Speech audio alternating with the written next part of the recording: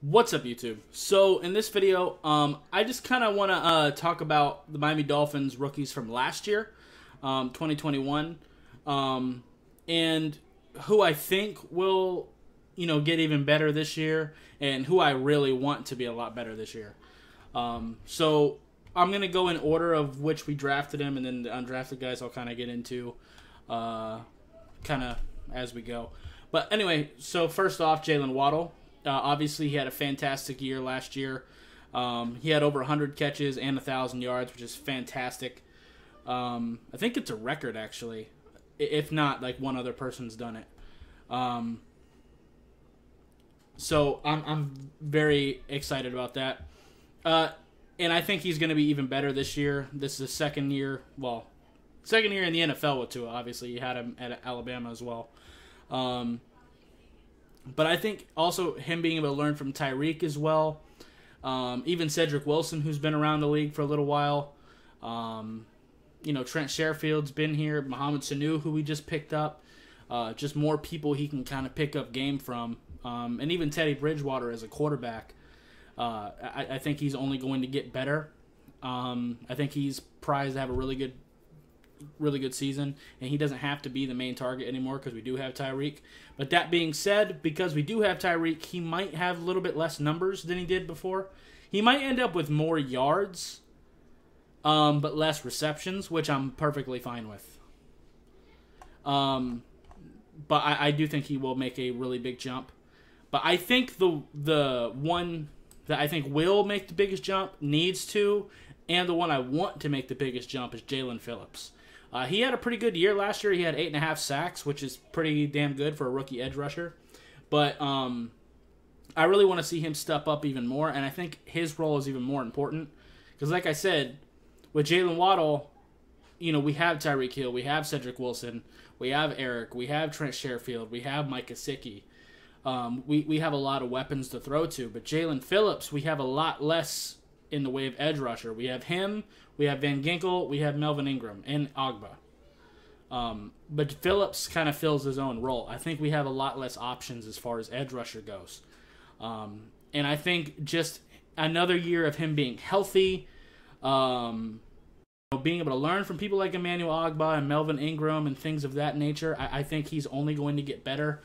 He's already picked up the defense now, so now he can just focus in on the little technical things of being an edge rusher. I think Jalen Phillips is primed to have the biggest jump. If he can at least get like 10 to 12 sacks, I think that would be pretty crazy for us. So he's definitely the one I'm really hoping to see take a big jump. Javon Holland, I think also is going to have another big year. Because, like I said, he was kind of figuring out this defense and making calls. Javon Holland might also make another really, really massive jump. Because, like I said, we were really depending on him to fit Bobby McCain's role, which was actually getting everybody set and everything like that. And he had to figure that out on the fly as a rookie while also trying to figure out the NFL game. So that was kind of crazy for him. But now having a full offseason after figuring it out last year during the season, I think he's only going to be better. So I think it's between him and Jalen Phillips. I think if Javon Holland even just has a year like he did last year, I think that'll be incredible. But I think Phillips is the one that we really need to step up. Then again, Javon Holland, Eric Rowe's cool though, like as a backup if need be, but still. Then we have Liam Eichenberg. We definitely need him to step up this year. He's most likely either going to be our starting left guard or our starting right tackle. Unless Connor Williams ends up playing guard, then it gets weird. But we do need him to step up. We need to get him to get stronger. And we need his technique to be a little bit better. Like I've said in the past, his hands were actually a lot better at Notre Dame.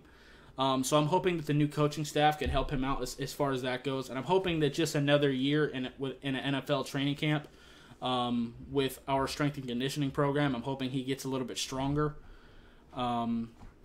So he really needs to step up too, especially if he is going to be starting for us. Hunter Long really didn't do shit for us last year. He really didn't play. I don't know how different that's going to be. I'd like to see him get involved because Adam Shaheen's only got 1 year left on his contract, so same as Mike Gesicki, and Durham Smythe only has 2 years. So I'd really like to see Hunter Long, get more involved. I'd really like to see him be like our number 2 tight end behind Gesicki, but that's probably not likely. It'll probably either be Shaheen or Smythe. But at least have him be our number 3, because I don't think we should keep Shaheen and Smythe this year. I think one of them needs to beat the other out. But we'll see. Now Coleman didn't really get too many opportunities. We're getting into... No, he was a 7th round pick. That's right. But what we did see of him in preseason, I actually thought he looked pretty solid. The few snaps he did get looked pretty good.